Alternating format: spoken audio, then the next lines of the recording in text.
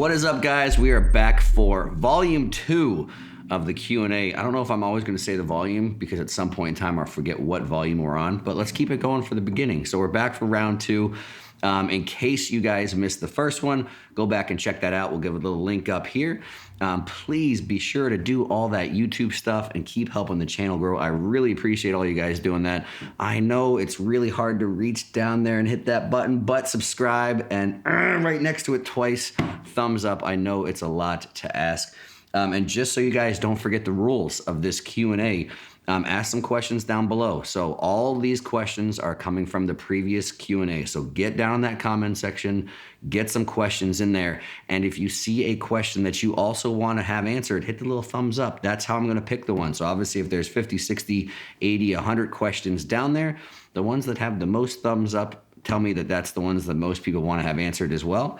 And I'm going to go by those. So I'm doing around 10-ish every single time. So get them in. Make them good, go in there and like the ones that you want to hear as well too, and that's how I'm going to go pick. So right into it, this is by far the most popular question that I had. Basically, I had 2 different people ask it. Everybody wanted to have it, but a lot of people asked me my thoughts on John Meadows' structure of how he structured his programming.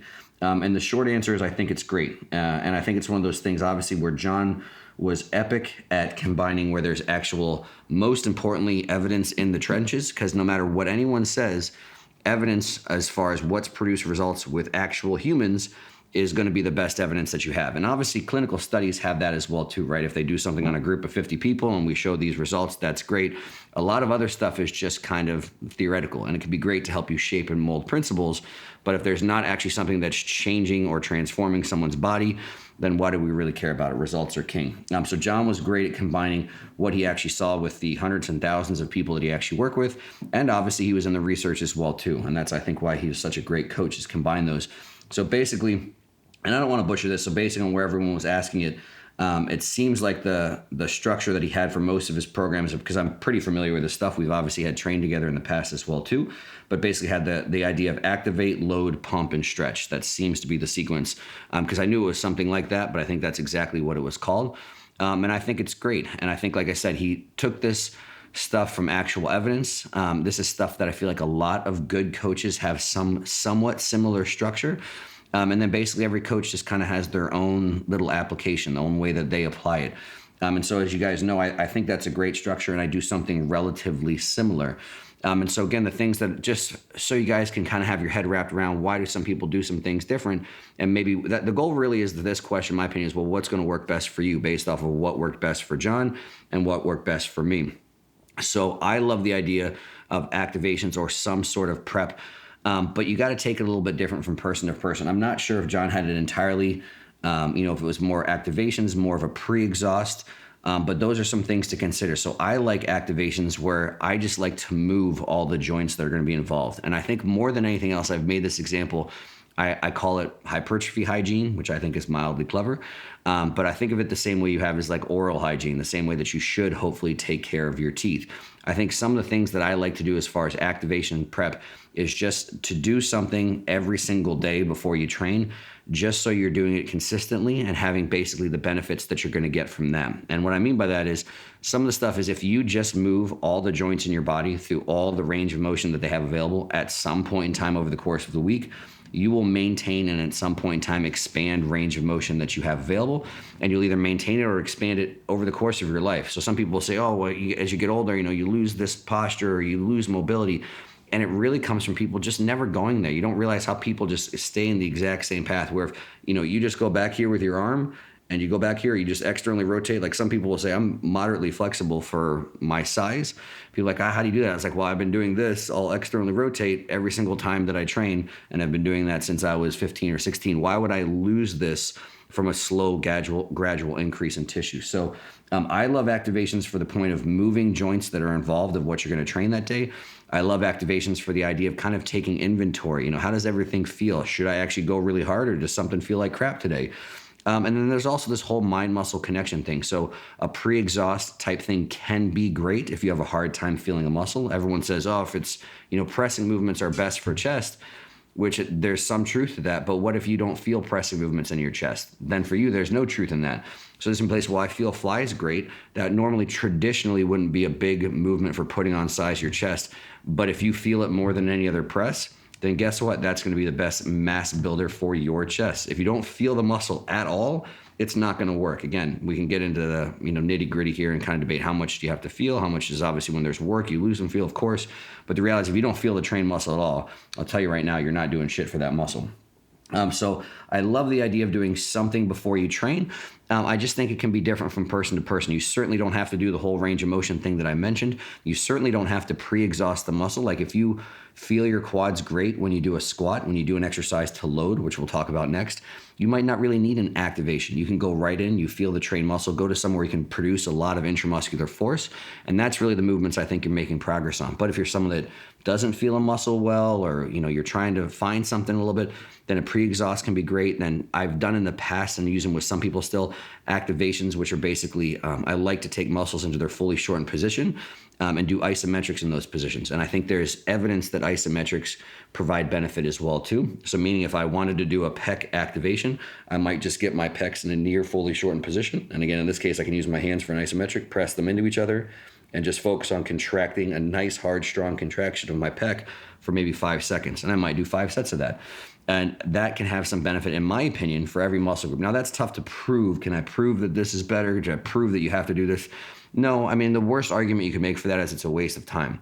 But last time I checked, most people aren't so diligent with their time that if they waste 25 seconds of their day, their life is over or whatever. So again, if you gain some awareness of a muscle, there's some cool stuff that happens in a fully shortened position of a muscle, some neurological stuff that happens where I think that can help with warming up, preparing your body to do work. But also, again, how can you can't downplay the value of actually just feeling a muscle. Again, if you've never felt a press in your chest from the bottom, it's harder to feel a muscle in the lengthened position.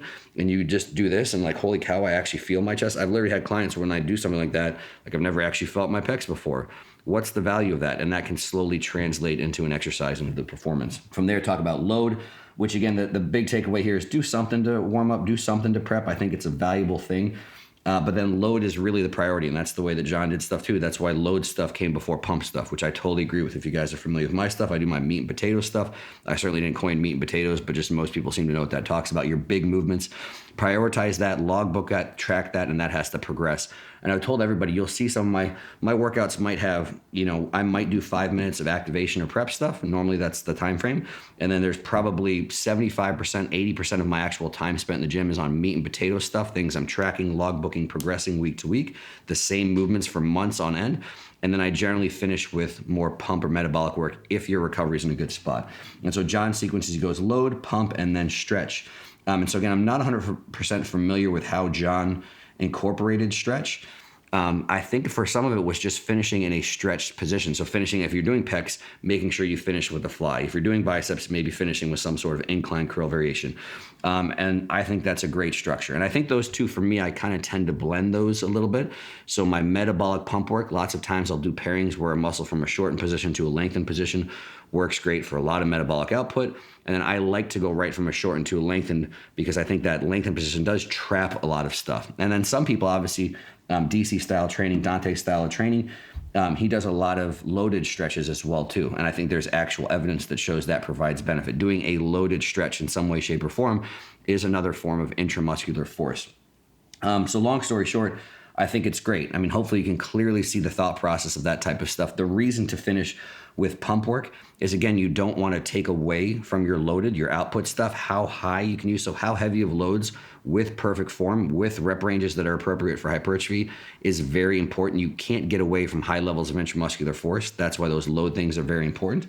But then again, pump, metabolic work, whatever you want to call it, as long as also still in close proximity to failure, I think in and of itself is another way to have high levels of intramuscular force, making it effective sets, effective reps.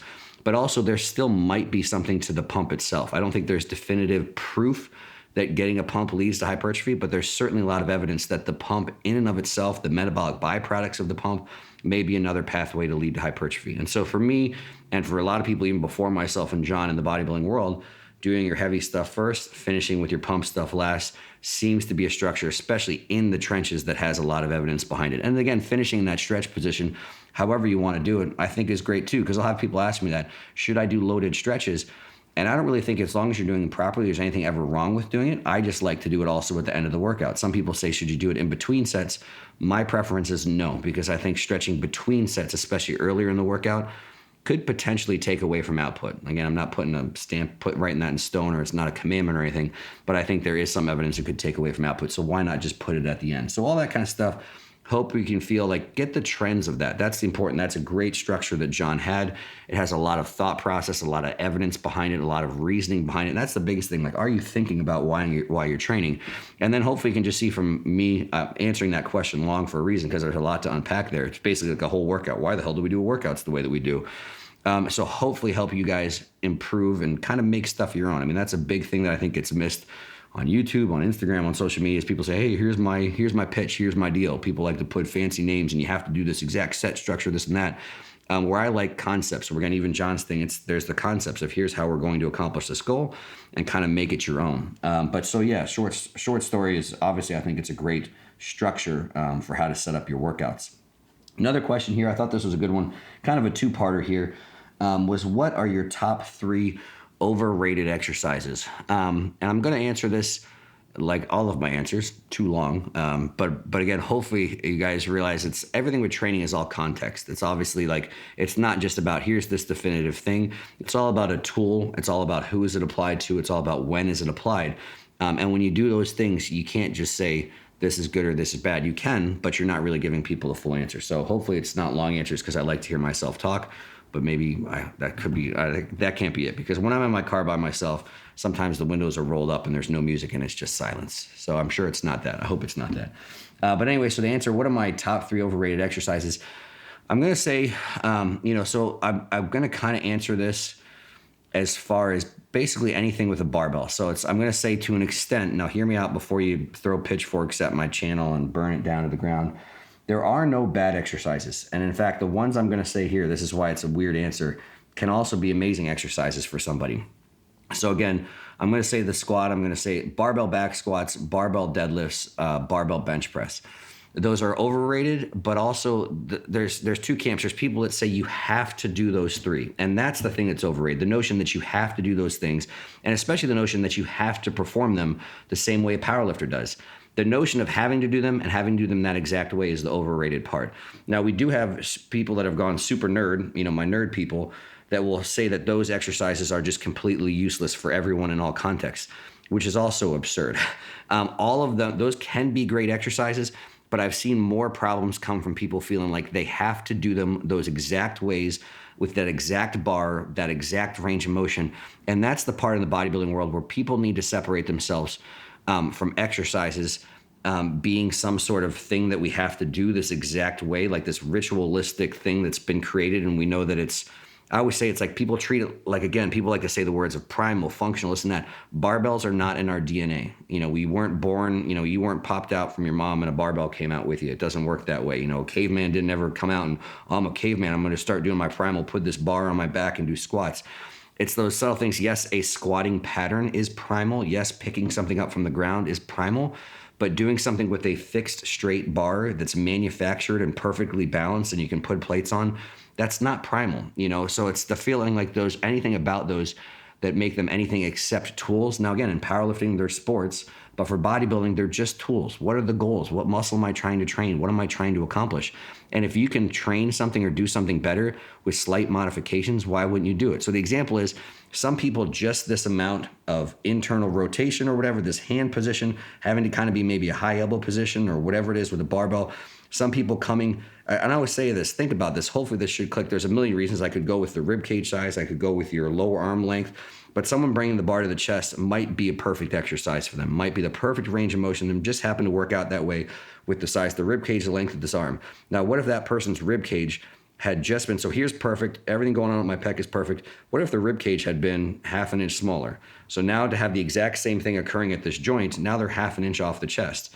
Well, you look from the outside, someone says, oh, they're stopping half an inch off their chest. That's cheating. That's not. Well, if we look at what's occurring at the joint just because of a different structure of the rib cage, the same thing could be happening at the joint. The same thing could be happening at the pec. It could be going through the same lengthening, same shortening.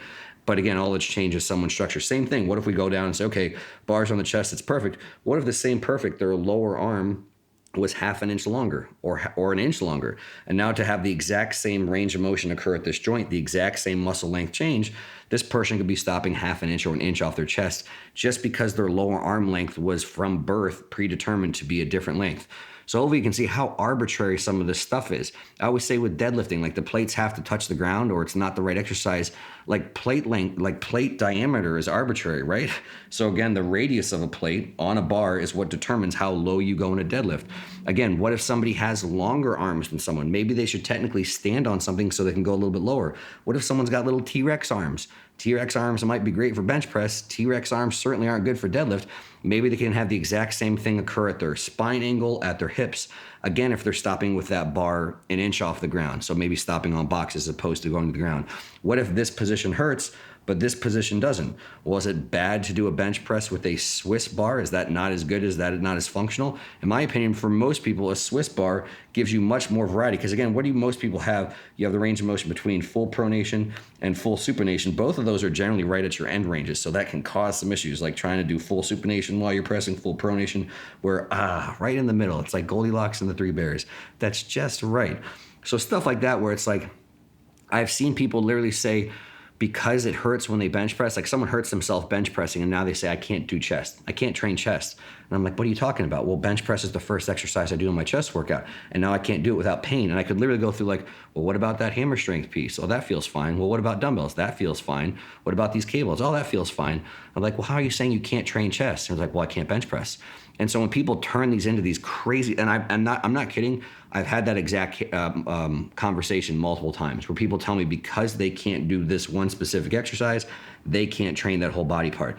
And that's when those three exercises become overrated. That's when those three exercises become bad. Whereas the reality is, from a bodybuilding standpoint, again, for me, a perfect example is barbell back squats. I'm very good at barbell back squats. It's actually one of the exercises that I'm probably pretty well built for. The problem is when I first had someone that I was a trusted opinion, probably when I was 23, 24 years old, getting eyes on me, I was thinking about competing for the first time. And they literally looked at my physique and they're like, dude, what are you doing for your erectors and your glutes? And I was like, I don't know. I was doing deadlifts and I was doing back squats at that point in time. I just told them all those are in there, like they have to be. And he's like, whatever you're doing for your glutes and your erectors, just stop. And when I first looked at my pictures, like my ass was just biblical in proportion. My erectors were super damn thick. And I just kind of looked like a refrigerator. And so it's like, okay, like my quads were getting bigger, but then it's like, well, okay, maybe I shouldn't barbell back squat. Maybe I shouldn't always do deadlifts from the floor, because those are great exercises for thick erectors and a big ass done a certain way. So for me, I just shifted to doing more knee dominant squats. It could be a barbell back squat with heel elevation. It could be a front squat. It could be a safety squat. And again, if I was doing RDLs, it'd be more something doing deadlifts, maybe an RDL over a deadlift from the floor. So all that kind of stuff. It's just people need to just kind of disconnect from exactly what these tools are. Someone else created those tools, right? Somebody else, again, it wasn't your DNA, it wasn't God or science or evolution or whatever you want to believe in. Some person said, okay, here's this exercise, bench press. They made it up to accomplish a goal. They made up a deadlift to accomplish a goal. They made up a squat to accomplish a goal. Some people said, hey, let's make these three exercises a sport. They're just tools, and you need to figure out how to use them best for you, modify them best for you, and not get stuck in having to do them some exact way. It's a long answer like all of them.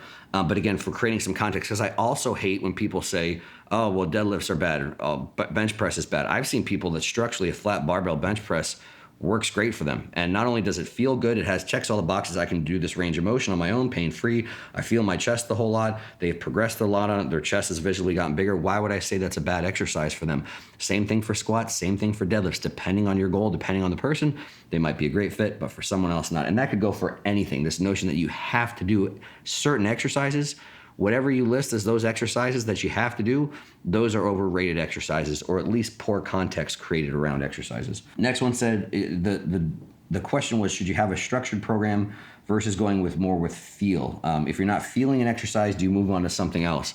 This is a good question, and my shorter answer to start before I expand a little, I won't ramble as much on this one, is I think going by feel is a horrible thing for multiple reasons. Now, again, the one asterisk for that, and I said if an exercise doesn't feel good, That doesn't mean in my opinion, the reason to change a workout. That doesn't mean it's like, okay, I'm going to bail on this whole workout.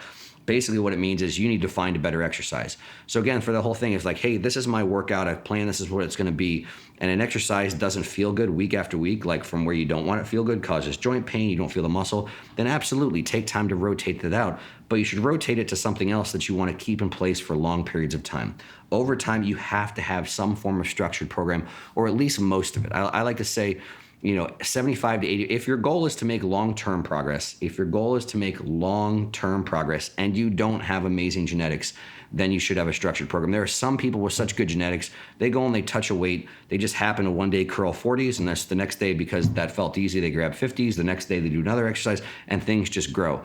That's probably not you if you're watching this channel. And again, some people just like to work out so they don't murder people. I've said that. That's a great reason to work out, in my opinion, is to prevent murder. If your goal is to prevent murder and you don't care about just trying to push your genetic limits, then just go in and pick up what you feel like picking up that day that's not another human being whose skull you're going to smash or something. That's a great thing to do in the gym. So if you want to just go in and you don't really have these set, clearly defined goals of trying to have this progression occur over long periods of time, then just go wherever the wind takes you. But if you're trying to progress over a long period of time, you have to have structure. You have to have consistent benchmarks to compare back to. And also this feel thing is lots of times a gut check of, are you doing all the things you should outside of the gym? So again, it's talking checking the boxes. Is your sleep perfect? Is your nutrition perfect? Are you managing stress the best that you can? And if you come into the gym one day and you're just like, oh man, I'm not feeling it, that's a very real thing. That can happen, obviously. You have a day when you come in and it's like, okay, well, am I able to progress? That's the whole point, because one workout in itself is useless. A workout in of itself is only as good as the workout that came before it, the workout that comes after that, and then building on that. It's basically these small progressions over time. It's those progressions that produce results, not an individual workout. So if you come in one day and you know ahead of time, I can't progress today, I would make the argument maybe you should skip that day and really ask, why can't I progress today? And it comes back to, are you checking those boxes? And it's literally a thing where it's like, I really want to train today, but I went out and got drunk last night and only slept for 4 hours and I'm still hungover. It's like, okay, well, that's a fine life decision if that's what you want to do, but that's not a fine life decision if you're really trying to progress every single workout 1% every single day. So again, it really comes down to gut check. And I'm not saying that's wrong. I worked out a lot through college and didn't do things optimally for muscle building, and that was a fine decision that I made. But the reality is it'll have, again, a gut check of how important is this, how important the variables outside of the gym. And again, those things that maybe you can get away with at one point, because I could kind of get away with that in college, once you progress long enough in your journey, you won't be able to get away with. And that's when most people say, oh man, I've plateaued. And you're really honest with yourself, is like, are you writing down everything that you're eating? Do you know exactly where your macronutrients are? Do you know for a fact that you're in a surplus? Do you know exactly how much sleep you're getting? Do you know if it's quality sleep that you're getting? And those things really become, if you actually train hard, those things become the limiting factors. And that's why a structured workout in and of itself is not just important for what you're doing in the workout. So you have a goal. Here's this workout. Here's the goal of the next workout. This goal is more than this previous workout. It's also when you write this stuff on paper that's daunting, I need to make progress. Then it comes back to, have I put myself in a position where I can make progress this workout? And that's even the structure. People don't talk about that a whole lot. Like writing down, here's what's going to happen next workout is the thing that holds you accountable to everything outside of the gym. So again, the logbook's not just about in the gym. The logbook's am I doing all the things outside of the gym I need to do so I can have this progression occurring. And then again, the thing we'll tell you right away is, if I can't, then let's look at all this stuff out here. And again, some people will say drugs absolutely obviously raise your ceiling. And someone's like, well, sometimes you plateau because you're at your genetic limit, you're natty, whatever. It's like, no, so if you go on drugs, if you're, here's your genetic limit, whatever for natural, yes, it'll instantly raise your ceiling, but that ceiling still exists. So whether this gives you a period of time where my ceiling's higher, maybe you have a few months of while you're, on or whatever it is of making more progress, great. But at some point in time, you just hit that new ceiling. And then you have to have the same questions. You have to ask yourself that. And these are people that I work with on a regular basis where if, yes, drugs make things quickly easier, they quickly raise a ceiling, they'll quickly have you through a plateau and they'll quickly get to your new point. But eventually then you'll have all the same problems at that point. And the elite have those same problems as well, where I see people that are at a pretty high level that honestly, when you ask those questions about checking the boxes, if they're honest with themselves, they're not checking those boxes. If I have higher body fat, this person diagnosed as having, or maybe they had calipers or whatever, between 25 and 30% body fat, they're basically saying, what type of program should I do? Should I lose body fat first? Should I try and put on muscle first? Should I try and do both at the same time? This is a really complex question because, again, A lot of this comes down to adherence. It comes down to how important is this to you to actually accomplish this goal. Because the short answer is it doesn't matter what program you follow pretty much at all, right? So again, I have a huge amount of experience training normal people, general population. And just the fact that they don't need a lot of stimulus, they don't need to train like a bodybuilder. There's going to be a long period of time before they actually get to the point of, do I have to have this 1% progression workout to workout? They don't need 5 exercises for a body part. They barely, they might need 1 exercise for a pattern, right? If someone Mrs. Jones needs to do a push, that might be enough for her pec stimulus, delt stimulus, and tricep stimulus, right? She doesn't need to do any isolation. So because of the level of stimulus that the average weight loss client may need, it just tends to lend itself to full body or half body, right? And just because if I only need 1 exercise per pattern, how the hell am I going to have it? It doesn't make any sense to have a chest day. It might as well be like, okay, well, I'm going to have these 3 or 4 big movements, whether you want to do them as a superset structure or whatever, or as a giant set, all of that's just kind of a matter of semantics as far as how you like to coach people. So again, it really has to do more with the level of stimulus you need actually for the amount of muscle on your frame, how far you are along in your training journey. So again, if I had somebody that was at 25 to 30% body fat and they were experienced, they've been training for 10 years, they had a significant amount of muscle, then I would probably just gonna have them with a split that's gonna match where they're at as far as their training age. So they could be on a push-pull lower or something like that. They could be on a bro split. The reality is, my short answer for what you should do is I think you should lose body fat first. That's my professional opinion. You're gonna put yourself in a much healthier position for your body to put on muscle when you wanna put on muscle. It's not to say that they can't happen at the same time. If you have drastic changes, meaning, you really get your protein requirements where they need to be, you adhere to this beautiful diet, you start prioritizing your sleep, and you do this big change and you're training hard, you can recomp. You can for sure lose some body fat and put on some muscle at the same period of time. But in my opinion, overall, it works better. And if you look over the course of a year, how are you going to look the best a year from now? I say keep the goals more separate. So the most important thing here is get a split that you like. So however you like to train, that's how you should train. So even if what I said in the first place, if you're relatively new and inexperienced, total body or half body might make sense. But if you're listening to this and you like a bro split, then do a bro split. That's the best split for you. So whatever split you like the most is the best split for you. Now from there, you just need to find a way, a nutrition, a training, a cardio, a lifestyle that allows you to be in a deficit that you can adhere to for whatever period of time until you're at your happy body fat. So again, that's going to have to be obviously a combination of what are you doing with your nutrition, what are you doing with your training, what are you doing with your cardio to make sure that wherever your caloric output is for the day, obviously your intake is lower than that. And so like I said, some people can do that entirely with diet. They don't have to do cardio. Some people, they like to eat a little bit more food, so they create more of a deficit from cardio. But as far as your split goes, it really couldn't matter less. You just want to split, whatever split you perform the best on. Of course, you want to train hard. Of course, you want some caloric output from your workout. That's the argument for the normal population. Would you burn more calories doing this total body thing compared to having a chest day? That's why some people would say, well, why would you ever tell someone for weight loss to do a bro split? Because they can burn so many more calories. And that's true. Obviously, if you've got a half an hour, an hour of time, if you're supersetting push, pull, lower, you're doing a big row movement with a big push movement with a big squat pattern, that's going to have a lot more calorie output. But you can offset those calories so quick. Offsetting calories is a spoonful too big of fat of oil or butter or whatever, or nut butter or something. And so I mean by that is, yes, technically, if I could in an hour burn 800 calories compared to maybe 400 calories from a total body compared to a bro split, that's a 400 calorie difference. Now, again, the thing that you're going to adhere to is what's going to make the biggest difference long term. You could create that offset of 400 calories another way, just with nutrition or with cardio or whatever. But that's why you kind of have to look at the whole picture. Again, adherence is king on this. You just need something that that you can do basically for the rest of your life, because that's how, one, you're going to get to where you want to be, and then some way, shape, or form of what you did to get there is what you're going to have to do to maintain. Yes, there might be a little less cardio or a little bit more calories or whatever it is. Things change, hopefully with their benefit over time. But again, there's this notion that you have to do a certain split because your goal is weight loss or because your goal is muscle building or because whatever. Again, there's a degree of truth to that. Again, from that calorie output thing, there's a degree of truth that if I have someone come to me and they don't care at all, average people don't care, they don't know what a bro split is or whatever, they just want to lose weight and look good, then yes, I'm going to opt for the default. On paper, total body makes more sense as opposed to a bro split. But if you're a little bit more experienced, you're a little bit more advanced, whatever split makes you happy, get yourself in a deficit, lose some body fat. If you want some arbitrary range, sub 15%, kind of a minimum. More ideally, I would say around 12%. And then once you're there, you can work your way into maintenance, slight surplus, and then however you want to bulk from there, completely up to you. Next question was, how often should I increase calories when bulking, and how much per each increase?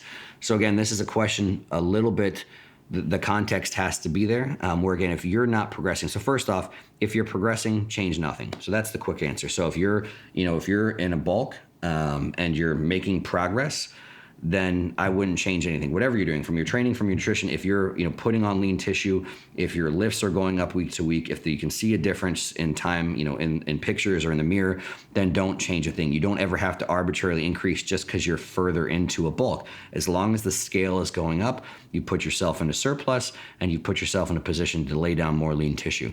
Now, the question is, if you hit a plateau, make sure you address the right thing, because some people think it is their calories, but it could be the fact at some point how hard you train makes a difference.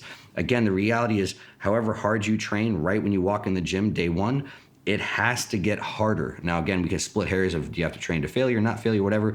Over the definition of harder will be better form, at some point in time, and an increase in volume at some point in time, training closer to failure. I think those things have to happen. But one way or another, you have to train harder. And so again, that's the whole thing is, it can't always just be, I have to just increase calories, because that's how people basically get excess body fat. If they just increase calories and the problem is they're actually not training hard enough, then you're not going to lay down any more tissue. You're just going to increase calories and you're going to lay down more adipose tissue. You're just going to put on more fat. So if you really feel like you get to the point where you're training hard enough, that you're training, or you feel like your training isn't your limiting factor, then just whatever smallest amount you want to do. I don't think, personally for me, it's anywhere between 200 and 300 calories. I rather make small jumps and see what happens and make changes weekly if needed, as opposed to a big giant jump of 1,000 calories. Oh, I've stalled, I'm going to add in an extra 1,000 calories. And then within a week or two, it's like, well, that actually, I didn't need 700 of those calories to keep putting on more lean tissue, and now I've just got excess body fat. So again, if you want a number on it, anywhere between 200-300 calories is generally where I do for myself and most people. And how you put it in, at some point in time, if you're putting on lean tissue, yes, your protein intake should go up. As long as you're meeting kind of minimum fat requirements for being healthy, most of the time I add those into carbs. But like I said, as lean tissue changes, preference changes, really how much fat and carbs you have is a little bit personal preference. There's not exact ratios there. Like I said, you want a minimum amount of fat to be healthy for certain body functions. But at the end of the day, it's just, you can kind of add those calories in however you want. At some point in time, like I said, more lean tissue will require more protein. And so again, then from there, it's like, well, how often? So again, let's say that actually is the issue. You increase 300 calories and all of a sudden you start making progress. The scale slowly goes up again. The question, well, would you do that again? Well, you have to go through the same thought process again. Do you get to a point where you're stalling, or you just don't be impatient? So if you're making progress, your lifts are going up, the scale is going up, you don't have to increase again. You might have to, but you have to go through the same thing. Do I really just need to step up my training again? Do I need to get to the point where I actually do need more calories? So you just need to go through that thought process every single time and make sure you're addressing the right issue. That's the biggest thing. Of everything that comes into obviously muscle building, the two big things to look at are stimulus and recovery. And every time you hit a plateau, you really need to take an honest look at both. And like we've had from the previous conversations or previous questions about logbooking and things, is they're both important, So obviously you need to make sure, am I training hard enough? Am I checking all my boxes outside of the gym? But you, at any point in time when you stall, you need to look at both before you make changes. So I've had this question often, so I think it's good to answer. Someone said you have to be in a calorie surplus in your off days when you're out of the gym as well too. And the answer is, it depends on your goal, and then it really comes down to personal preference. So I'm assuming, obviously, if you're trying to put on tissue, should you be in a surplus in your off days? My personal preference is yes. I would. If you're trying to put on muscle, you want to be in a surplus on your training days and on your off days. And this is really within context here too. A lot of people like their calories a little bit lower on their off days, and that can work just fine. But realize, if you're someone that has a very hard time putting on tissue, if you're just barely able to keep in a surplus, you're force feeding yourself every single day just to keep yourself in a 100, 200 calorie a day surplus, and you just feel stuffed, you feel like crap, then on an off day, why wouldn't you want to make sure you're still doing the same thing? So again, if you're just barely putting on weight, you're in a 100 to 200 calorie surplus every single day, and on your off day, because you read somebody said, well, you don't need as many carbs on your off day because you're not training, which there's of course some truth to, but then all of a sudden you just happen to be 500, 600, 700 calories below even maintenance, then you're kind of undoing what you did on your training days, right? So if over the course of the week, this is why it's personal preference a bit too. If your goal is to put on weight and be in a surplus, you have to make sure over the course of a week you're in a surplus, right? It can't be like, oh, I was in a surplus today, I'm good to go. No, you could create a large enough deficit on your off days from eating too little, where over the course of the week, hey, you're actually in maintenance. So that's why it really comes down to, it's a bit personal preference. That being said, if it's not hard for you to put on weight, and obviously over the course of the entire week, you're still in a surplus, even having lower on your off days, because you're not training, you don't feel like you need to eat as much. Maybe with your intra-workout stuff is different. Some people have more carbs pre, intra, and post, obviously on training days, if you just have those out on off days. But as long as you're still in a surplus on the course of the week, then that's also fine. So again, just realize it's one of those things. People will talk about what they like to do or what they like to do with clients, and the same mistake can be made there with everything that I said before this. It's all about context. And so again, sometimes when people are either trying to maintain or they're trying to lose body fat, then that can be a great way, obviously, in your off days, where if you're not requiring as much fuel around your workout, then that's a great reason to go lower, right? So you want to make sure, obviously, the same thing. If you have your exact same caloric intake, on a training day as an off day, well, over the course of the week, if you're trying to lose weight, you could be in a deficit on your training days. But then on your off day, keeping everything the same and not having the same level of output from training, you could actually put yourself in a surplus. And again, even losing body fat, that's not bad if over the whole week you're still in a deficit, but you just kind of have to create that context. So hopefully that makes sense, where again, look at what you're doing over the week. And again, look at what you're doing over a longer time frame. Does that match your goal? As long as that matches your goal, what you do specifically on days, training days, and off days really just comes down to personal preference. Someone said, is shrugging necessary for big traps? This all, again, comes down to the individual. So some people, myself included, if I'm just doing heavy rowing and heavy deadlift stuff, again, when someone said, obviously, for big traps, I'm guessing they're talking about the part that you can see. So again, what's going to happen when some people do heavy rowing and heavy deadlifting, if they do them properly, they get thick traps, basically mid traps. So if you're looking from behind, actually what's basically their upper back, what's between your shoulder blades, that might get thick, but the upper part, the part of your traps you can see from the front, might not. So again, for me, when I do heavy rowing and heavy deadlifting, you can call it genetics, whatever it is, I'll say it's good genetics. These traps, the upper portion, the upper fibers that you can see from the front, they just grow. So personally, I don't do any shrugs, and I like the way that my traps look. So for me, I don't do any shrugging. It's not necessary for me. Now, again, necessary is defined by how you want to look aesthetically. So again, if you're doing the things I said, you're deadlifting, you're rowing heavy, and you don't like the way your upper traps look, then yes, definitely do some shrugs. I mean, because you can make the argument for sure, like obviously some of your upper trap fibers run more this way, mid ones run more this way, and lower ones run more this way. Anytime you have a muscle group that has that different of fiber direction, it can require some biasing if it doesn't look the way that you want it to look. So yes, if your upper traps don't look the way you want to look just from whatever you're doing, then absolutely you can add some shrugs in. That being said, again, if you're me and you just happen to have the traps that grow from whatever, don't do shrugs if you don't want them any bigger. Because for me, just my personal preference, there's a balance between how big your upper traps are and how big your delts are. And there's even certain pro bodybuilders, your upper traps get so damn big that I think it takes away from basically the illusion of width, right? And so again, obviously it doesn't actually make you more narrow, but when you're looking at basically your delt relative to your trap, if this is huge and your delts aren't that big, it actually makes you look more narrow. And that's, again, aesthetics or personal preference. You do whatever the hell you want. Some people like that. I mean, so some people, they just want traps that look like they just attach at the top of their head, and they're not cared about this pretty aesthetic thing. They just want to look like mean. I mean, there's something about big giant traps that just looks mean. And so if you want to, again, that's why it really comes down to personal preference. People ask me, do I have to do this or have to do that? I'll get questions all the time from females that are saying, like, do females have to train pecs? Do they have to train arms? Do they have to train upper traps? I say, well, let's look at a female that trains their pecs. Their pecs are bigger, their traps are bigger. Do you like the way that looks? If you don't, then no, you don't. If you do, then have at it. And so again, that's one of these things where, again, there's these rules that have been created by what maybe larger percentages of people do. But at the end of the day, this is all an individual thing. Now, again, if you're competing, then you listen to the judges. If they tell you, hey, you might like your big giant upper traps, but they're taken away from your overall aesthetic, then you just decide, what do I want more, my big giant traps, or do I want happy judges? And that is what it is. Someone basically said, I see a lot of focus on hamstring, quad exercises, but not a whole lot about adductors. This person wants their knees a foot apart when their adductors are touching, that's the goal, is no thigh gap. So this, again, really comes back to, how do you get big adductors? there's two main things that your adductors do. So your adductors basically adduct your thighs towards your midline. They're also very powerful hip extensors as well too. So some people, and again, some of this has to do a little bit with genetics, muscle belly structures. Some people doing hip extension stuff is enough for their adductors to be bigger. Now, again, if you're doing hip extension stuff, so the two things you can do when you're doing hip extension, so by hip extension, I mean, obviously deadlifts, leg press, squats, by taking your stance a little bit wider. So again, this is like the whole debate of a conventional deadlift versus a sumo deadlift. And some people say don't do sumo deadlifts because it's not as good of a glute exercise, which I think there's a degree of truth to that.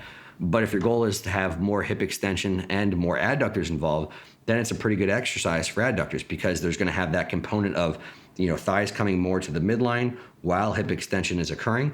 So the wider stance hip extension stuff can be a pretty good thing for adductor growth. So just meaning if you want, take your squat stances a little bit wider, take your leg press stance a little bit wider.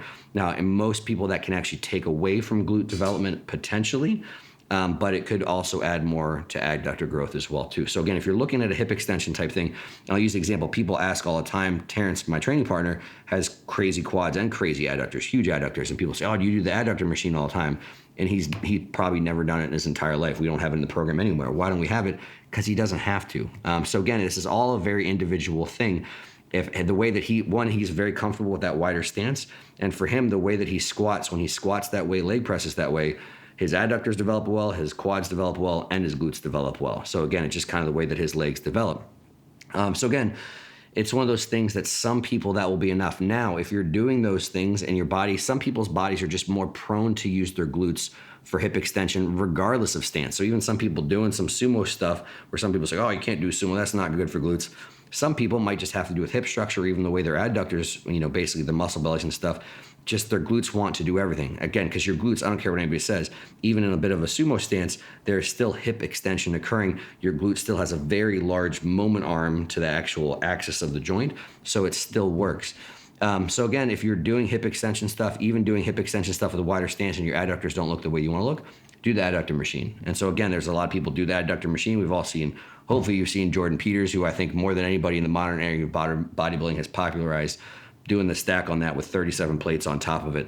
And yes, that will get you some huge adductors. And so again, you'll have some people that say, all you need to do is squat, deadlift, and do it to depth properly and your adductors will grow. Well, it's the same as everything. It's just context, and there is definitely something to muscle bellies and structures and things like that. So that can be good advice for someone. For Terrence, that's all he has to do for huge adductors.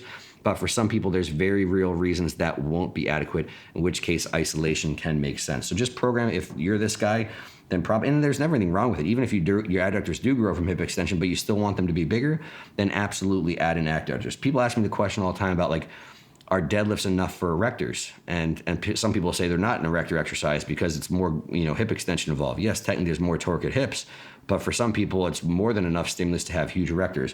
But if your goal is to have as big adductors as possible, do hip extension stuff and do the adductor machine. Just program both. And I always say the same thing for erectors. If your goal is to have thick erectors, as thick as possible, do deadlift variations and do, hip extension, so like a low back extension bench. So actually active spinal flexion extension. I think both will always work the best for maximal development. Someone asked, this is a funny question. People want this.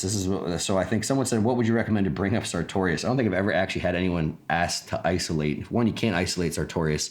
So Sartorius basically is an adductor-ish muscle. It's everyone likes that. That's a Jeopardy question. It's the longest muscle in the body. I think that's accurate. Even though I'm supposed to know muscles and stuff, it's pretty useless information, but it's cool for Jeopardy. So if you want to see how it looks, it's a cool looking muscle, which I think is why people are asking that, because it kind of starts as more of an adductor. It actually goes over the knee joint, goes over the hip and the knee joint, kind of comes across the front of the thigh.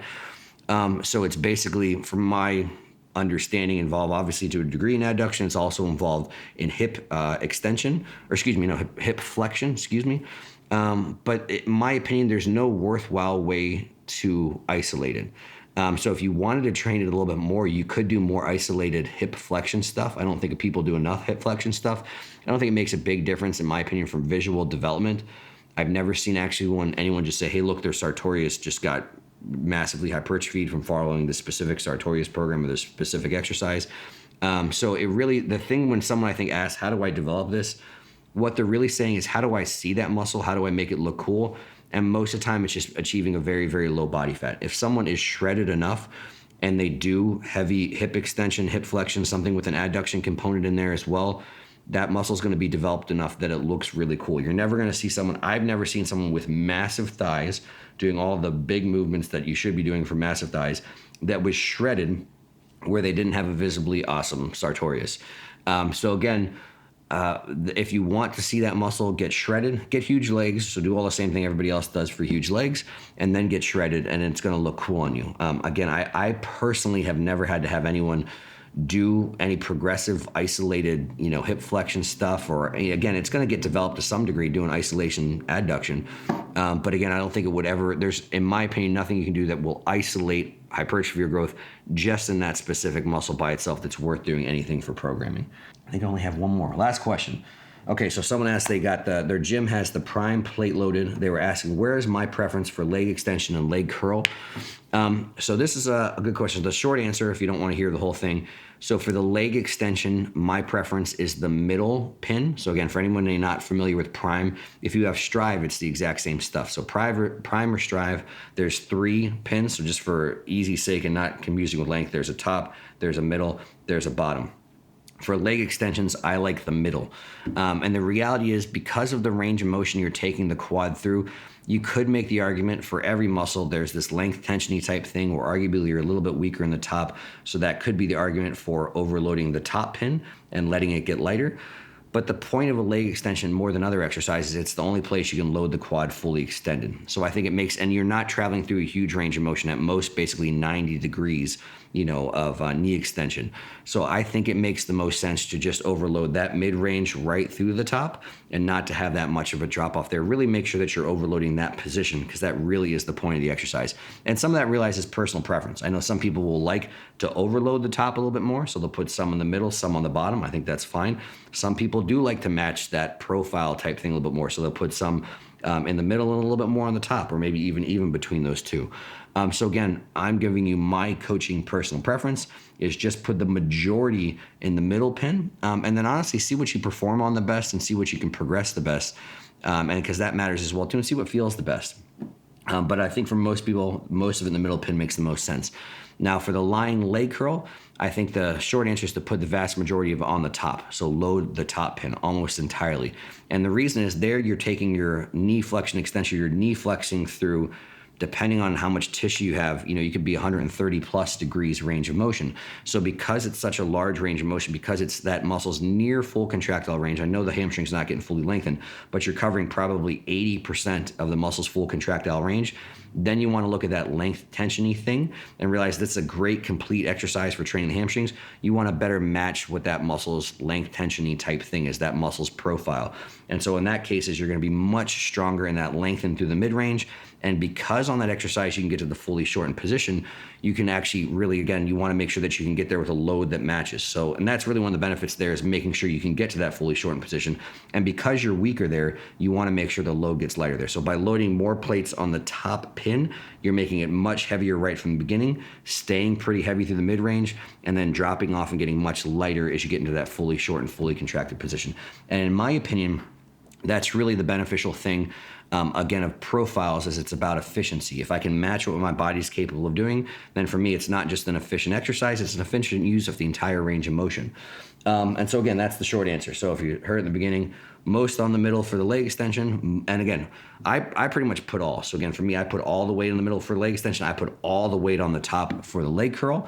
But you really could just have there's a little bit of variability from person to person. So again, same for the leg curl. I'd at least put the majority on the top, and then maybe you could put a little in the middle, just depending on how it feels and how you complete your reps. And when I'm looking at profiles, I really just want to see how my failure reps go. I want it to be grinders through those failure reps, but I want to be able to complete it. If I just get stuck at the beginning of the rep, when that length in the mid-range, that means I might not have it. I might have it too heavy, to get into that shortened position, which is, again, why I like all of it at the top.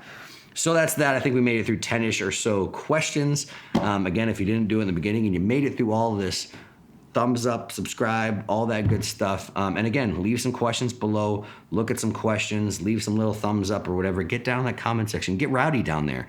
And we'll do another one. We'll do volume 3. Maybe we'll start to do this weekly if you guys keep on liking this stuff. And until the next one, guys, peace.